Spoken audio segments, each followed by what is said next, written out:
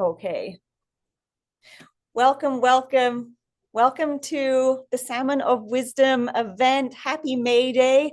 If you feel cold, I would love to hear where you are joining from today. I would love to have a sense of all the different ecosystems that are forming the circle of all of us who are gathered here. So if you just wanted to drop a word about where you are, or even just the particular element of the ecosystem that you live within that you feel particularly connected to, then I would just love to have a sense of that. For me, I am calling in from the Great Lakes. I am in Ontario, the land of shimmering waters on Georgian Bay. So that is where I am today.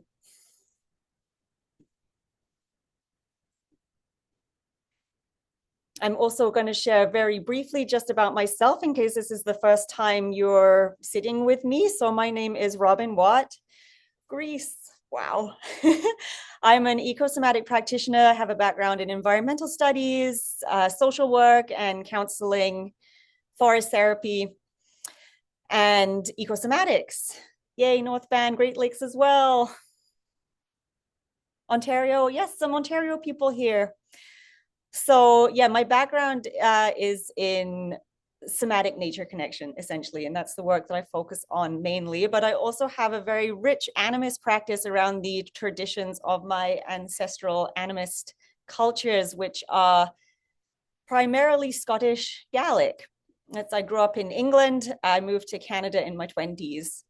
And going back into the traditions of my ancestral animist ways of life have been just a phenomenal journey for me over the years. And although I don't overtly really teach about ancestral animism anymore, which I used to do for quite a while, it's still within the fabric of everything that I do in some way, because these ancient understandings of the other world and the aliveness, the vitality, and the intelligence of nature are very ancient. They're very deep rooted. So in the modern Western world, we can often feel quite disconnected from this deeper sense of the intelligence of nature and how we're all interwoven into that. But these ancestral animist traditions can help us with these understandings. And today, what I want to share with you is an Irish story. What I'm going to do is I want to share a bit of context about this story. We have England and North Carolina as well. Lovely. I want to share a little bit of historical context about this story. And then I wish to share the story itself. And then after this, I have a fairly brief embodied practice that we can do for our own nature connection. And this is a practice that we can do a little bit of together, and then you're very welcome to take it out into the world and keep working with it as you see fit. So the story I'm sharing today is the Salmon of Wisdom. Like I said, it is specifically an Irish story, and it is set in the Iron Age Celtic period of Ireland around 200, 300 AD. So the first recorded written versions of this story are around 700 AD. So we don't know exactly if this story took place or formed in 200, 300 AD, although I would say it likely does have roots in that time. It's hard to say for sure because these were oral cultures.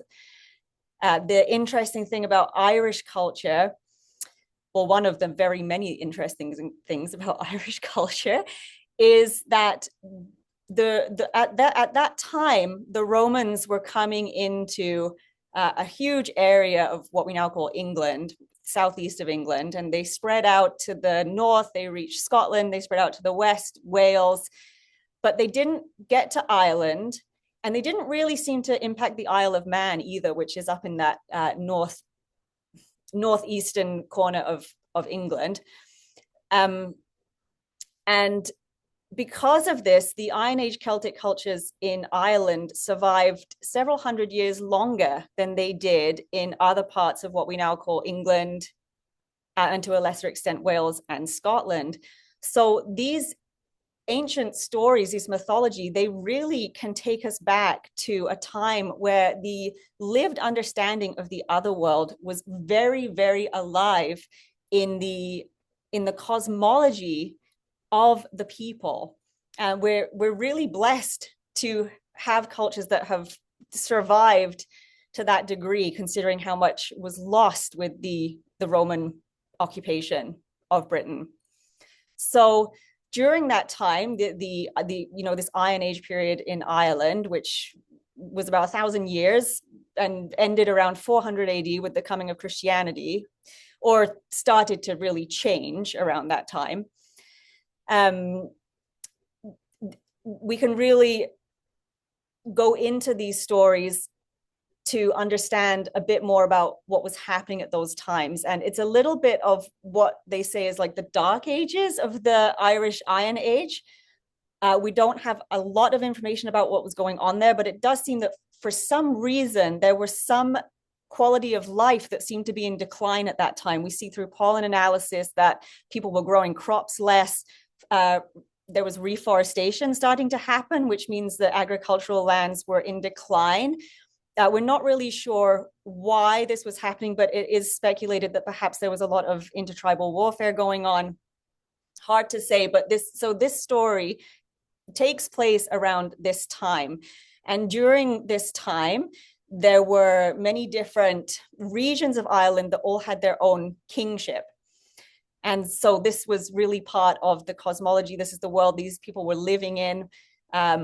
And the character we are going to follow today is Fionn McCool.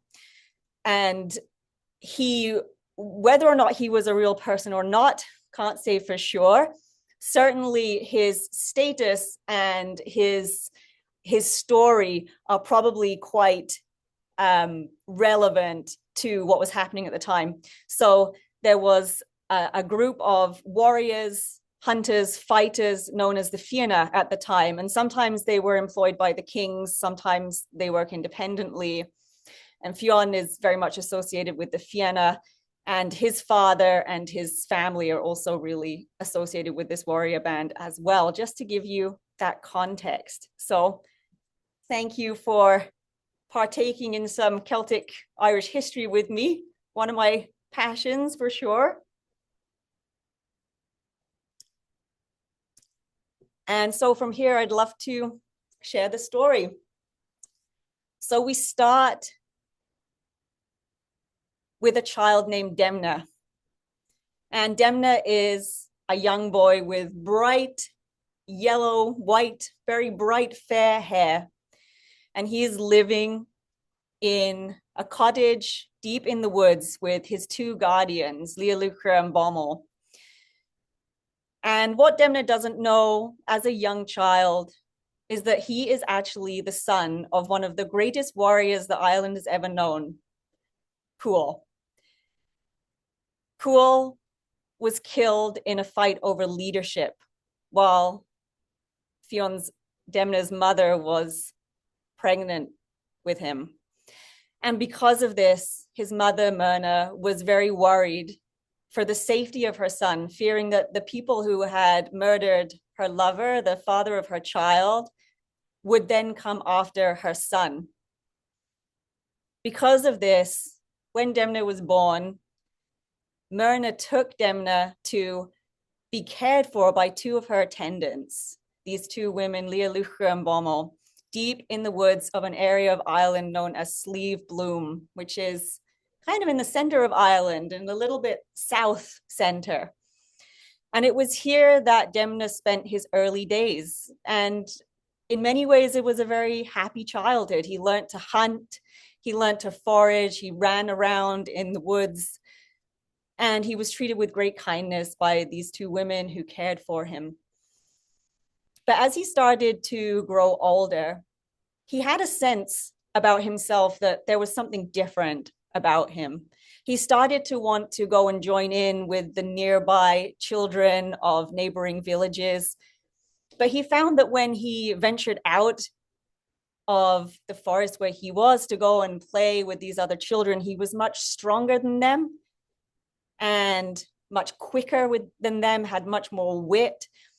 And playing games with them, he found that he won every time. And he started to gain a bit of a reputation locally as someone that had almost an otherworldly form of strength and intelligence. And the two women started to realize that word was going to get out about who he really was. It had been said also that his mother was a descendant of the Tuatha De Danann, the mythical, supernatural, fae-like beings that had originally come to Ireland many generations before. And perhaps Demne was embodying some of these qualities as well as the strength of his father, Cuail. And as his reputation of being a little bit different started to grow, Leah Luker and Bommel started to realize that it really wasn't safe for him to be here anymore. And they started to fear that the person who had killed his father would be gathering fighters around him to come and find Demne. So they told Demne of who he really was. And they told him that he was the son of Cuail, one of the greatest warriors of Ireland, captain of the Fionn, and that it was time for him to go and seek his fate and his fortune. And so Demne did. And he spent many years wandering the areas around where he grew up of Ireland. He started to go to feast halls and gatherings and fairs and began to learn of the great bards and poets that were of very high status in this society. And over time, as he visited different communities and villages and gatherings, he started to take on a new name. He started to be called Fionn, which means bright one, because of the color of his hair, the brightness that he exuded, and he was no longer known as Demne. He tried to join the company of several kings to fight for them, but each time the kings started to recognize him as the son of Cuail, seeing the resemblance within him and being anxious about what this might bring to their castle, to their people. They no longer wanted to have Fionn in their ranks. And one day, Fionn heard about a great bard, one of the greatest poets of the region, of the country, whose name was Finneicus. And during one particular feast where there was music and poetry and song, somebody mentioned to him that if he wanted to seek out wisdom, he should go and find Finneicus. But they said, Finneicus has been acting a bit strangely these last few years. He went and hid himself away on the banks of the Boyne River, where he's been trying to catch a salmon for a long time.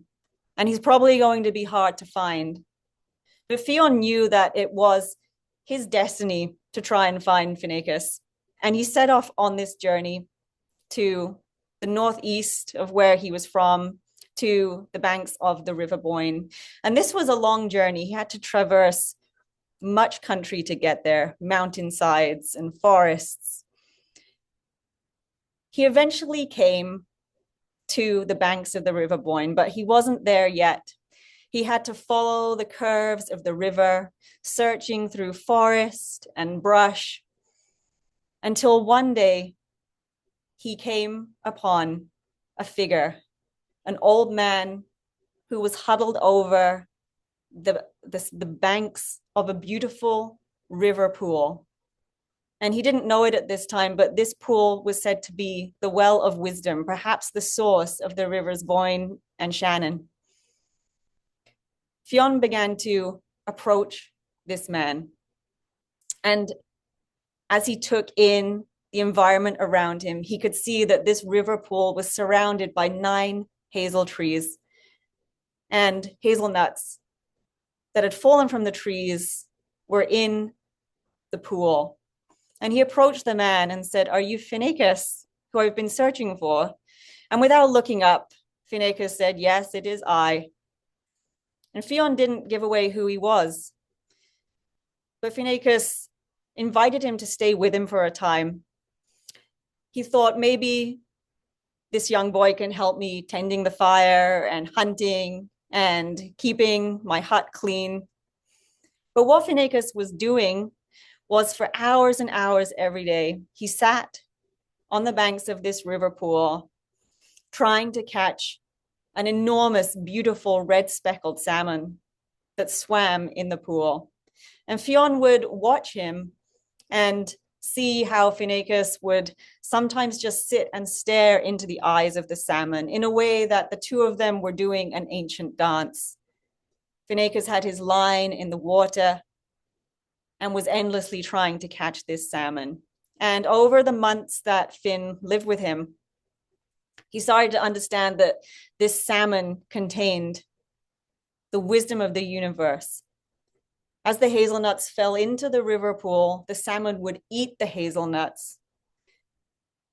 And the salmon contained this otherworldly wisdom and inspiration and poetry that Finnegas was trying to bring into his own life by catching the salmon. One day, Fionn had been out hunting in the woods while he heard an enormous splashing and crashing around at the pool. So he ran over to see what was happening. And Finnegas had finally caught the salmon at the end of his rod, and he was trying to reel it in, but the salmon was strong and was not going to go without a fight. Finnegas and the salmon battled back and forth for what seemed like hours until finally exhausted, Finnegas fell back on the bank after finally reeling the salmon in. Fionn watched as the salmon flapped and flopped all over the bank until it finally lay still. He went to Finnegas, who was exhausted, and he said, "What can I do here? What can I do to help you with this?" And Finnegas said, "Boy, I am tired. I must go and rest." He said, "But I need you to cook this salmon for me. But with one condition, you cannot, under any circumstances at all, eat any part of this salmon. You cannot eat any of it, not even a drop." Well, Fionn thought, that's doable. I should be able to manage that. So he helped Finnegas go back to their hut. He helped the old man get into his bed and start to rest. And then he went to start a fire and begin roasting the salmon on a spit. And the salmon was huge, and it was going to take a long time for it to be fully cooked and ready for supper. So Fionn sat there just watching the salmon, turning it occasionally on the spit. And he watched and saw as the salmon's skin started to crackle and bubbles of fat started to form under the skin, to the point where one of the bubbles of fat burst and a steaming hot drop of fat landed on Fionn's thumb. And without thinking, Fionn immediately put his thumb to his mouth and sucked to reduce this burning sensation of the fat. But as soon as he did that, he realized his mistake. He realized suddenly that he understood all the mysteries of the universe. He could see cosmoses and galaxies forming and dying. He could hear the sound of every bird call. He understood the geologic time of all the formations of the world. And he realized what he had done and how he had accidentally betrayed his friend and his mentor, Finnegas. With this tragic understanding, he knew he had to still provide dinner for Finnegas and face what had happened. And so he brought the salmon to Finnegas, and they sat down and began to eat. But with the first bite, Finnegas realized what had happened, and he looked at Fionn. And no words had to pass between them because both of them knew what had happened here. And Fionn said, "I suppose I will have to go now." Finnegas, who was deeply saddened by this, but also had understood many years before through a prophecy that something of this kind was likely to happen, he said to Fionn, "Yes, you must go now and find your fate, find your destiny. And Fionn said, is there anything you would have me do? And Finnegas said, you have all the wisdom of the world now, but all I would ask is that you use some of it in the service to creating poetry. Finnegas was, after all, one of the greatest bards. Fionn agreed to this and then set off on his next adventure. And that is the story of the Salmon of Wisdom. And I will say there's so many different versions of this story out there. It's an ancient story. There's so many different tellings of this story. In some versions, it is a rowan tree that grows on the banks. And the story of Fionn and Fionn's parents and Fionn's son, they stretch both ways back in time and forward in time from this story. It's just one story and a whole chain of events of this family. But it is one of the most special stories. And I thank you for having listened and been here with me today for hearing this story. If you want to find other versions of it, I'll include that as well. There's some great versions out there. But I will say my own telling, one of my favorite versions is from a Scottish storyteller called Daniel Allison, who really influenced how I tell the story. But you're welcome to look it up because so many different versions of this story. And I would love to hear, if you want to put in the chat, something I'm really interested in when it comes to storytelling and hearing the old stories is, what are the elements of the story that really triggered a sense of meaning or curiosity or excitement or just connection? What is it in the story for you that really did that? It could be just one word, or it could be a bit more in depth than that. It's something that I really like to consider whenever I'm working with any of the old stories, or what are the parts of it that really call out? And if something like that did come up for you, then I'd be really interested to hear what it is. For me, it's always the part where Fionn receives the wisdom from the salmon. That's the part for me that always gives me goosebumps and like is so exciting. I love that part of the story. It's why it's one of my favorite stories ever.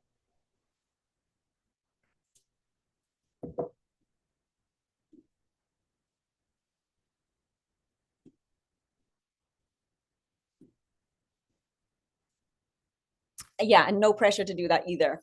It's just one way to work with the story if you wish.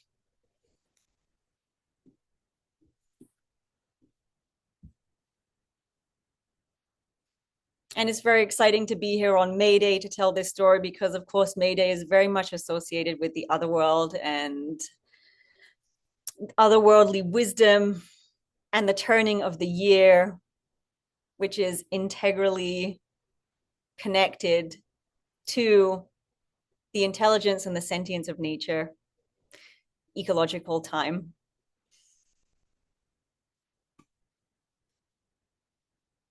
And so we have half an hour left here. Thanks, Paul. The wisdom between the river, the trees, the huts, the salmon, the waiting 7 years. Yeah. It's a process. It takes a process. Mary. Yeah, the nuts. Yeah. Although there was a hut in the story too, but I know what you mean. Yeah. How the knowledge of deep time is referred to in the source of knowledge has come out of the water, which is itself 3.5 billion years on this planet. Absolutely. Yes. Maria, I think it's the universal symbols of warriors, animals, nature. Yes. Thank you. Yeah, they take us back to that time where we were so immersed with those elements of life. Thank you. Thanks for sharing, everyone. And I want to share a little bit about my own understanding of this story. And I will preface this by saying this is just my interpretation. When we look at any of these ancient stories, there's certainly not ever just one way to interpret or understand them. There's many different ways. So my interpretation is mine alone, and I don't mean to speak for this story or for Irish culture or Celtic culture in any way. But this is my interpretation, and maybe you'll have your own of it over time as well.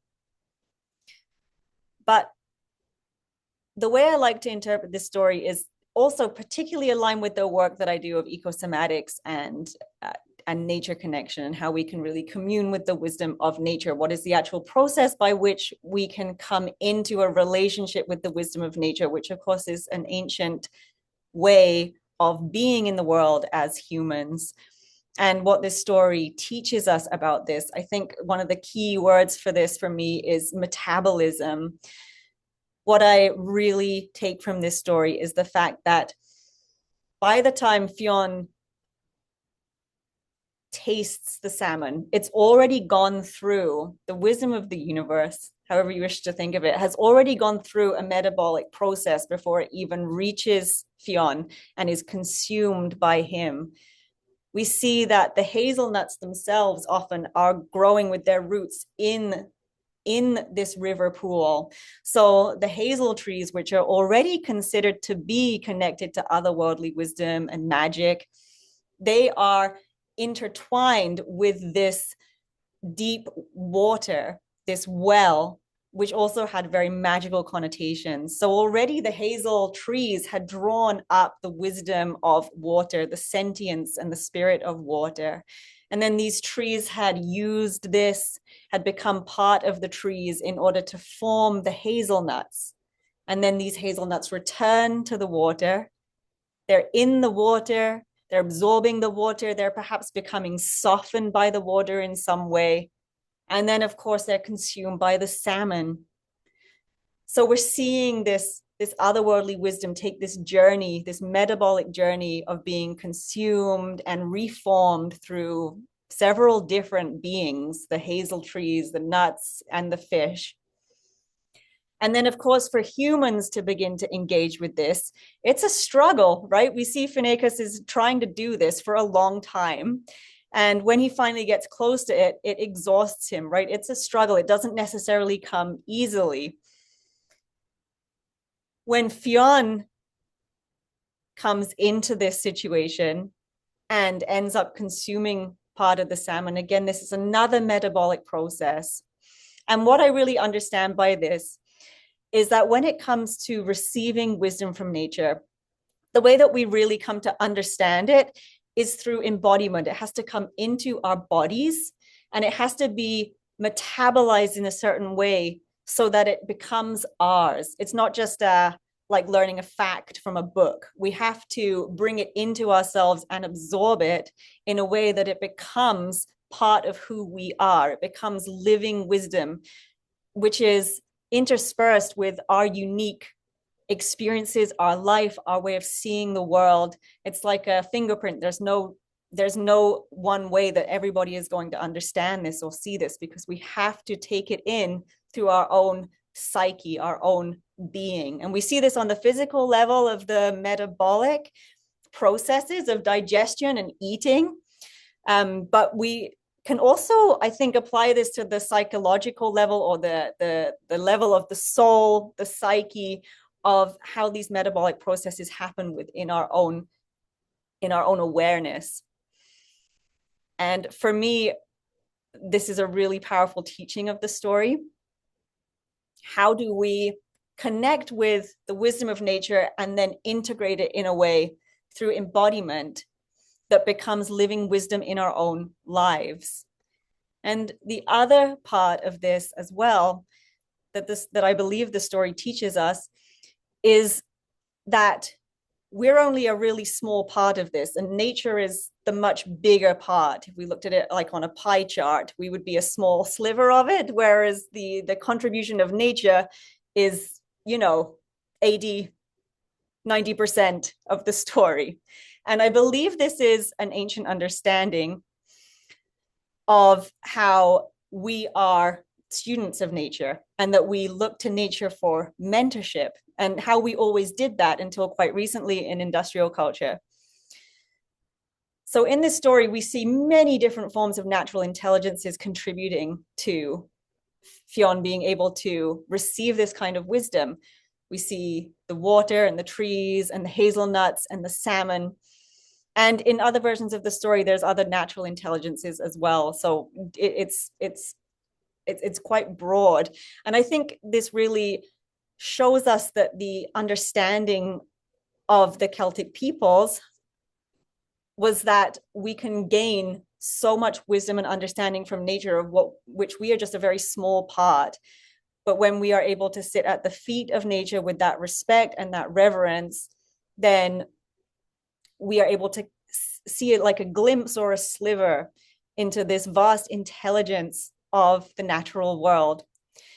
And when we look at many of the different stories from Irish mythology, but also Welsh, also Scottish, we see this as a theme that's just repeated on and on, that nature is a place of solace, it's a place of magic, it's the supernatural, and it's a place of intelligence, and also that many forces, many beings, many intelligences of the other world are really interested in playing with us in many ways too. So sometimes it's not always a good thing. Oftentimes it's not always a good thing. There's this interaction between humans and the other world that really gives us some humility. It shows us that we're not in charge, and that this vast sentience of nature has, that we are there as the children of this, which I believe this story really shows. And it's something that just really speaks to my pagan heart in that way. I want to just read a couple more of the comments here. Thank you. Yeah, the emotions that ran through Fionn as he put the droplet to his tongue, the gravity and the beauty and responsibility. Yes. The relevance of the work we do for future generations. Yes. Yeah, good insight for sure. Yes, the bard did all this struggle, and someone from the next generation picked up the mantle. Yes. And I do also like this version of the story too, where Finnegas indicates that the wisdom that was received should be in the service of poetry. This is very culturally coded, because in the Celtic cultures, Welsh, Scottish, Irish, poetry was seen as one of like the highest arts, with bards and poets sometimes having enough status to topple kings, because poets were understood to be able to commune with the force of inspiration, known as imbas in Irish and awen in Welsh. And that when we come into the flow of inspiration, which is where we're in communion with the wisdom and the intelligence of the cosmos, the great mystery, what I think of as nature, this is when we receive the most truth. And this is what actually we need to guide us in community. That's why kings had their own poets and looked to them for guidance, because poets were seen to be in touch or attuned to this form of inspiration, which could bring this sort of wisdom and guidance to the community. It was really upheld as a really highly valuable way of structuring society and orienting ourselves to how we function as a people. So that's really what I wanted to share about my interpretation of this story, and just to bring a bit of magical nature connection musings to your May Day. And what I would love to invite you to do is a practice here, if you would like to do this with me. I'm going to put the steps in the chat as well. But I want us to take maybe about 5 minutes if you want to do this with me. And if you had a pen and paper, that's great. And essentially, I'm going to ask you or invite you to write just the bones of the following points. So I have three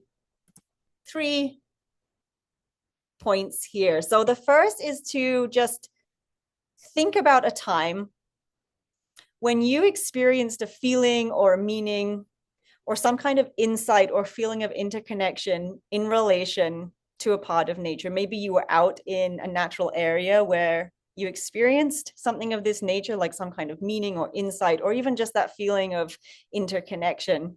that was out of the ordinary in some way. And then to consider what were the natural elements present during that experience that felt really integral to this experience. What really fed into this experience from the natural world? So those are the first two pieces. And then lastly, when you touch in upon this moment now, looking back at it, and just allow a sense of it to be felt, we don't have to go into this too deeply, especially if it might have been something that was perhaps overwhelming, maybe, or a little distressing. So please don't feel like we have to go into this experience too deeply. We'll keep it light here for the purposes of this class. But when you do just touch in on a sense of that memory, is there a word that arises within you to describe it? Is there a word you can bring to this experience that creates some kind of meaning out of what you felt in response to being in the natural world at that time? All right, so we'll do that for about 5 minutes.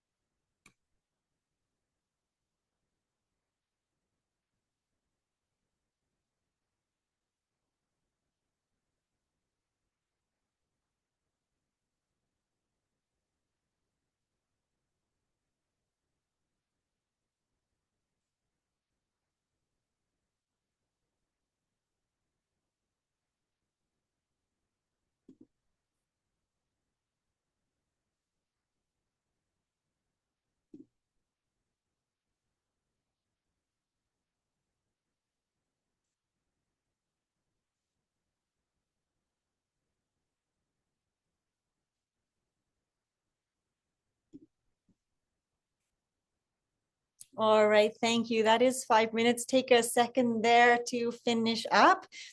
And of course, this is a practice that you can keep working with if you feel called to over time. Essentially, the intention of this practice is to really explore how we can communicate with nature in this way that it actually brings meaning of some kind into our lives and our way of experiencing the world, which as humans, we are, we evolved in nature, and nature is one of the vital spheres of relationship that we can engage with in order to create these kinds of meanings and understandings in our lives. There are certain elements of relationship that we receive through kinship with nature that we can't get from any other kind of relationship. And being able to bring these into our lives, remember how to do this is it's the work that I do. I feel like it's one of the most important things we could be doing at this point in human history. So if you feel called to keep doing these kinds of exercises, I invite you to keep working with that. And if you want to share about it, you're welcome to do so. You're welcome to unmute and share about it, or write in the chat if you would like to. I'll share briefly about what came up for me with this just to get started. And while you're considering if you wanted to share or not, for me, I was taken back to being in the Highlands of Scotland a few years ago with my dad, which is where my dad's family is from. I hadn't been there in quite a while because I've been in Canada for a long time now, and my kids are here, so it's hard to get over there. And one of the experiences I had was this intense feeling of just real longing at the foot of a mountain that we were about to walk. And I was really kind of brought to my knees by this feeling, because it was really overpowering. It was like the presence of the land was very strong and very loud at that time. And the meaning that I worked with just here was that it gave me a sense of belonging. It gave me the sense of feeling like you come from somewhere. You have a place on the earth where you come from. And because I don't live where I'm from any longer, there's certainly been a depth of longing and yearning for that since I left. It's something I didn't realize until after I left, that I would end up having that kind of longing. But being able to go to that landscape and experience that feeling of belonging was really powerful. And that's just what arose for me today doing this exercise. And yeah, I really appreciate you having been here with me and doing this process. We are coming up to an hour pretty soon here, and I'll be closing out. I did just want to share also that I am opening my membership and innate ecology course today. And if you wanted to know more about that, I'll put the link here. But this is the kind of thing that we'll be doing in that membership, is really digging into embodied connection with nature and how it can bring meaning and wisdom and understanding into our lives, seeing as that we're quite impoverished in that way these days when it comes to actively seeking out relationship with nature. It's really lovely to have gathered with you all, and I'm gonna stick around here for a little bit if you want to share anything or ask any questions. And it's lovely to see both familiar and new faces. I did actually only decide to do this event on Wednesday, so it was a really quick turnaround. Normally I spend quite a bit more time scheduling events, but I had the inspiration to do a May Day gathering, and this story has just been such a companion to me for so long that it felt appropriate. And as it is May Day, one of the old ways of engaging with May Day is to go out in the morning and collect some of the dew from the ground and wash your face with it for eternal youth and beauty. I know we might have missed the morning dew at this point, because for me it's 2:00. But even just this early time in May, we could still do that. So if there's an old Beltane practice you'd like to do, then you might want to do that tomorrow or the next day.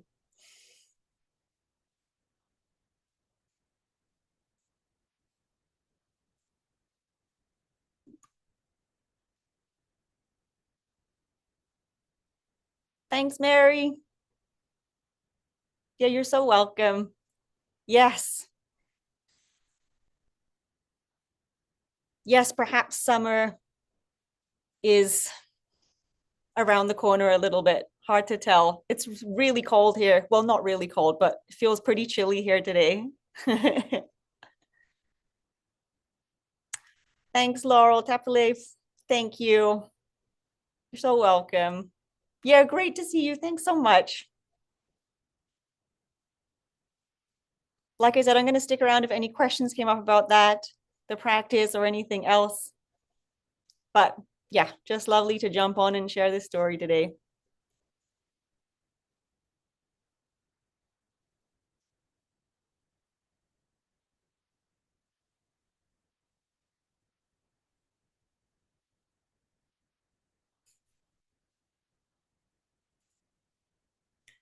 Yeah.